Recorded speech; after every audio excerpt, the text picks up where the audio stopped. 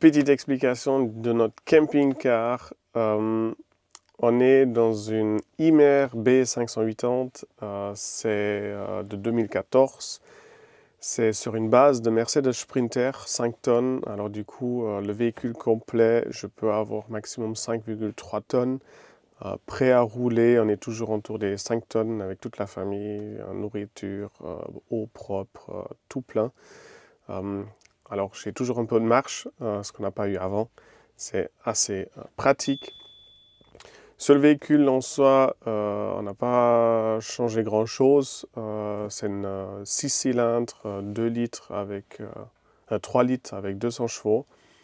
La seule chose, j'ai changé la radio contre une radio de AliExpress pour 200 balles, mais ça marche assez bien parce que j'ai Google Maps, j'ai une Android en fait comme radio et ça marche bien. Comme ça, tout est connecté de ce côté-là. Quand on a acheté ce véhicule d'occasion il y a 3 ans, le propriétaire d'avant, il a déjà monté 2 bouteilles de gaz GPL que je peux remplir de l'extérieur à une station d'essence. Ça, c'est hyper pratique. Et il a fait tout le circuit d'électricité avec une booster pour charger les batteries et un convertisseur pour passer de 12 volts à 230 volts.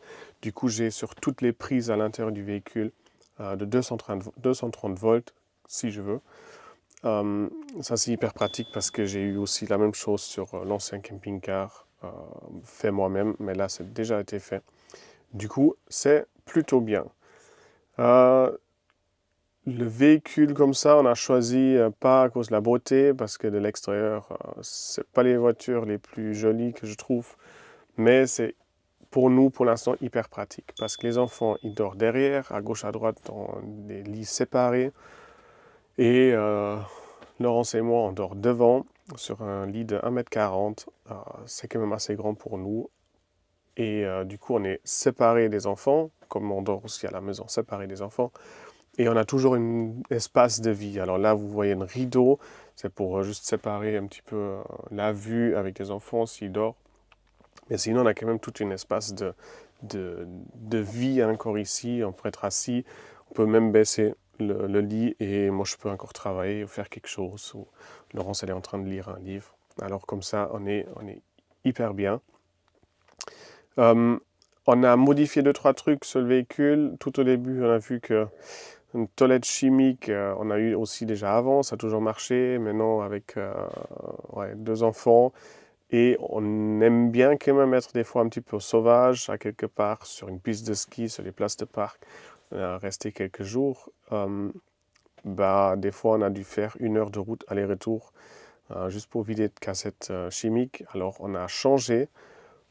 Pas question écologique, mais justement plutôt pratique. Alors, on a changé sur une Ogo, une toilette sèche à séparation. Ça marche hyper bien.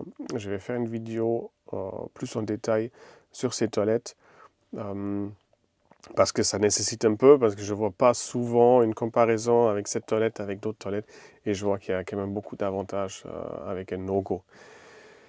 On a rajouté un chauffage à diesel, parce que le chauffage existant dans le véhicule, c'est une Alde, un chauffage à eau, parce qu'il y a des radiateurs dans tout le camping-car, qui tournent avec du gaz ou avec l'électricité.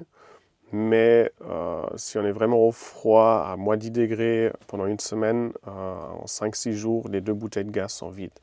Alors on a rajouté dans ce circuit à eau un chauffage à diesel. Du coup, je peux tourner le même circuit aussi avec du diesel. Ça marche assez bien et on est beaucoup plus longtemps autonome au niveau chauffage. J'ai mis là c'est pas très rangé, mais une fixation pour une Nespresso, parce que machine à café, il faut avoir tout prêt et tout le temps prêt aussi. J'aime bien boire le café.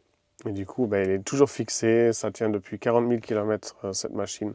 J'ai jamais eu de soucis, alors ça va bien.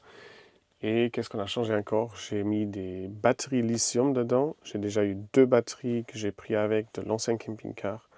et j'ai racheté encore une. Du coup, on a 3 fois 150 ampères-heure de batterie lithium.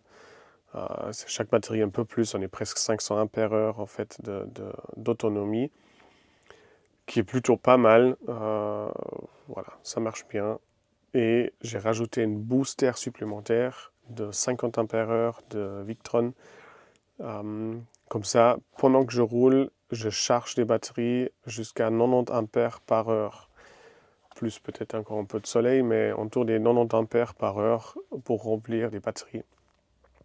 Du coup, s'ils ont vraiment vite, après 4-5 heures de route, les batteries sont chargées. Ça, c'est plutôt bien.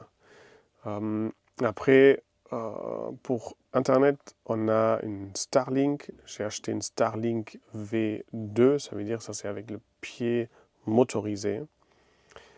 Je voulais pas faire tourner cette Starlink avec 230 volts, alors du coup j'ai changé tout sur 12 volts, ou ça veut dire plutôt de 12 volts je passe à 48 volts. De 48, je vais envoyer une ligne avec une câble RJ45, un câble internet normal, sur cette parabole et elle est alimentée comme ça.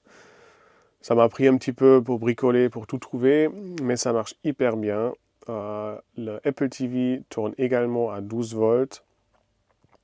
Et du coup, j'ai rien besoin de mettre à 230 volts pendant qu'on vit dans le camping-car. Je peux tout utiliser sans alimenter 230 volts parce qu'il y a quand même toujours un peu de perte.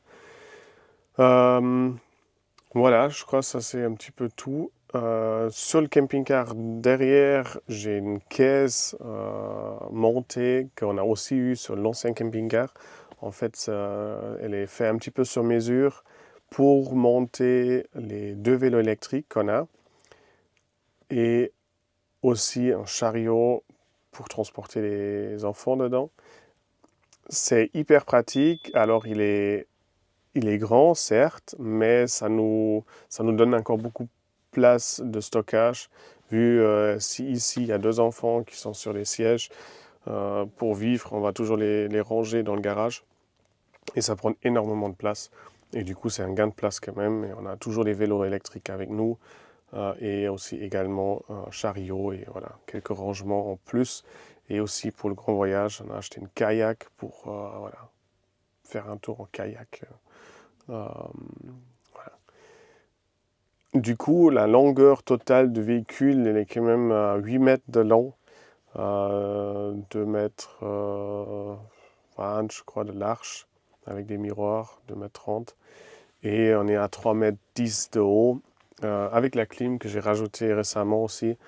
Voilà, c'est plutôt une plus grande véhicule d'ici en Europe, mais pour l'instant c'est hyper pratique pour nous avec les 2 enfants. On a quand même un peu de place pour vivre. Je vais faire quelques vidéos un peu plus en détail sur l'alimentation de la Starlink et aussi les toilettes sèches.